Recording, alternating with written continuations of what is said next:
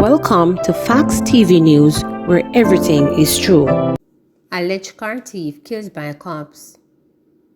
A confrontation between alleged car thieves and police officers has resulted in the fatal shooting of one of the men in St. Andrew on Friday night.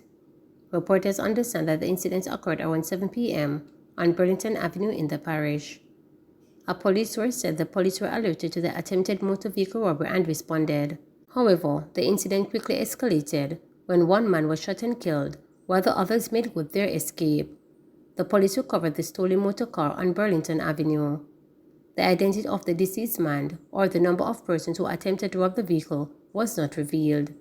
Detectives assigned to the Halfway 3 police station were processing the scene. 2 killed in Draxhall car crash. 2 people died following injuries sustained in a motor vehicle crash on the Draxhall Main Road in St. Anne on Saturday morning. Dead are 49-year-old Gregory John of Lilyfield Road, Bamboo in the parish, an unidentified woman. Police report that John and the woman were involved in a crash around 12:10 a.m. When the police and the fire brigade arrived on the scene, John and the woman were taken to hospital, where they were pronounced dead. 3 vehicle collision causes traffic delays in Ocho Rios.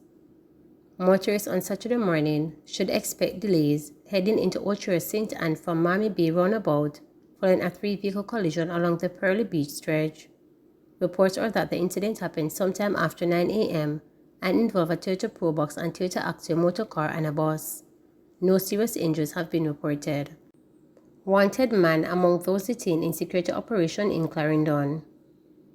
The police say a wanted man and others deemed persons of interest were apprehended during a Jamaica Constabulary Force-led operation in Clarendon on Friday. The exercise, dubbed Operation Reclaim, combined the efforts of the Jamaica Defense Force and the K-9th and Narcotics Division of the force. It is an initiative of our Assistant Commissioner of Police to categorize incidents of crime that are being happening in Clarendon, Manchester and St. Elizabeth, explained Deputy Superintendent Kerry Duncan, who oversees operations in Area 3, which comprises the 3 parishes. We have detected breaches of the Firearms Act, the Dangerous Drug Act, and also have in our custody a person who is wanted in another jurisdiction, and we have also apprehended some other persons who we believe are persons of interest that will be interviewed, stated Duncan, who was speaking to the media in the tollgate area on Friday. The senior policeman said such operations are crucial in the fight against crime, stating that criminals are finding ways to elude the police. The wanted man was traveling in a private motor vehicle, traveling with a child and a female, and who want to throw us off, he said. In the meantime, Duncan made an appeal to members of the public to exercise patience, as such operations could impede traffic. We understand that persons will be delayed when we have operations like this, but I just ask them to understand that when we do this, it is with our best interests at heart. It is about the safety and security of the persons within the spaces we operate, stated Duncan.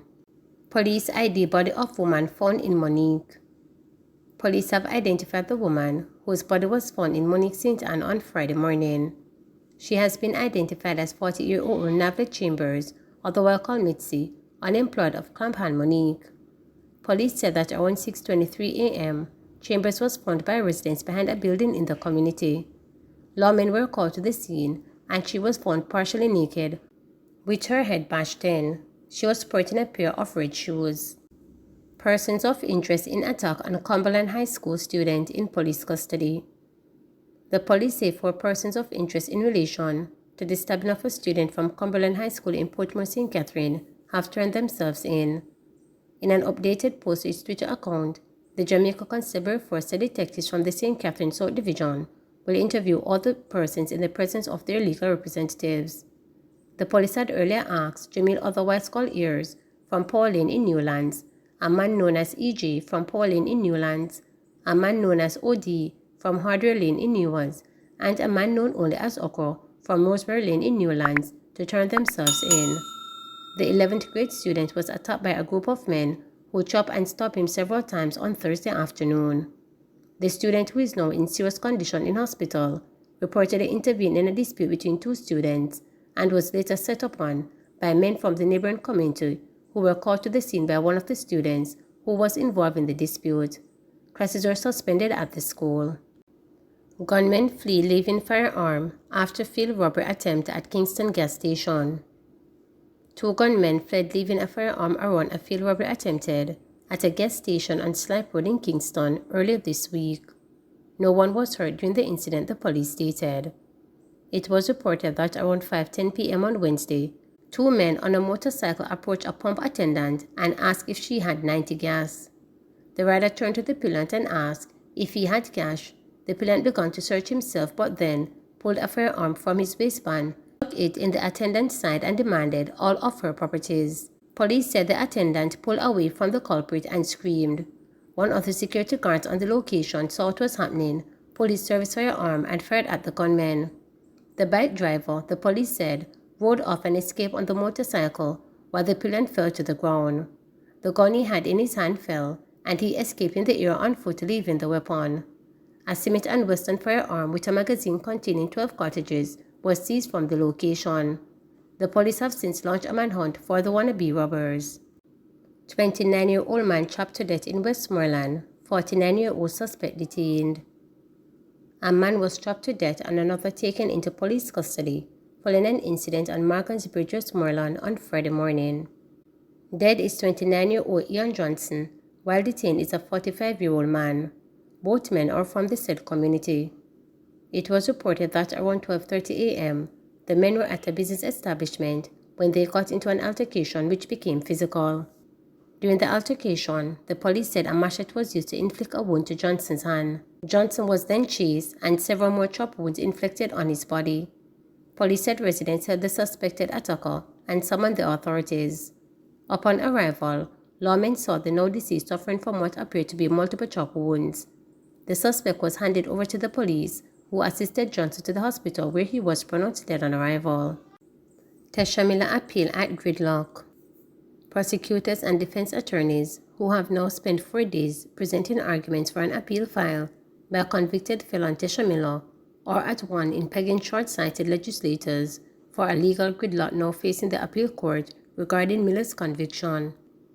Miller, who was charged with the offenses of being an accessory before the fact and after the fact for the killing, was convicted in the Home Circuit Court in December 2019 and sentenced in January 2020 to 38 years and 9 months imprisonment at hard labor for engineering the 2008 murder of former chairman of the Jamaica Urban Transit Company JUTC, Douglas Chambers. The sentence imposed on him for the offense of accessory after the fact was 18 months imprisonment at hard labor. The alleged shooter, Klansman Lieutenant Andre Blackman Bryan, was however acquitted after a 6-1 majority verdict of not guilty was handed down in the Home Circuit Division Court in 2016 following his trial there. Miller's legal team, however, has been contending that no case submission for Miller should have been upheld based on Section 35 of the Criminal Justice Act, which he said was tried. The section states that whosoever shall counsel, procure, or command any accessory before the other person to commit any felony, whether the same be a felony of common law or by virtue of the same statute passed, shall be guilty of felony and may be indicted and convicted either as an accessory before the fact to the principal felony, together with the principal felon, or after the conviction of the principal felon, or be indicted and convicted of a substantive felony, whether the principal felon shall or shall not have the previously convicted, or shall not be amended to justice, and may thereof be punished in the same manner as any accessory before the fact of the same felony, if convicted as an accessory, may be punished.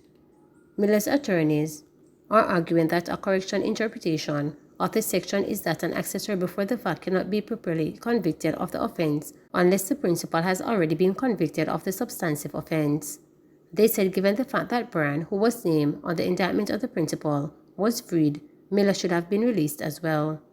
Prosecutors who on Wednesday began responding to the concerns raised by the defense have been forced to put back, after several questions from the judges regarding the arguments of the defense on that score, promising to return with a written submission on the issue. Addressing the court on Thursday morning, a representative of the Crown said based on the legislation, the prosecution would have been able to indict for more than one principal offender in the case. There was an oversight by Parliament because what happened is that they did not make provision for what had happened if there were two offenses turning on the same set of facts, a prosecutor told the panel of judges.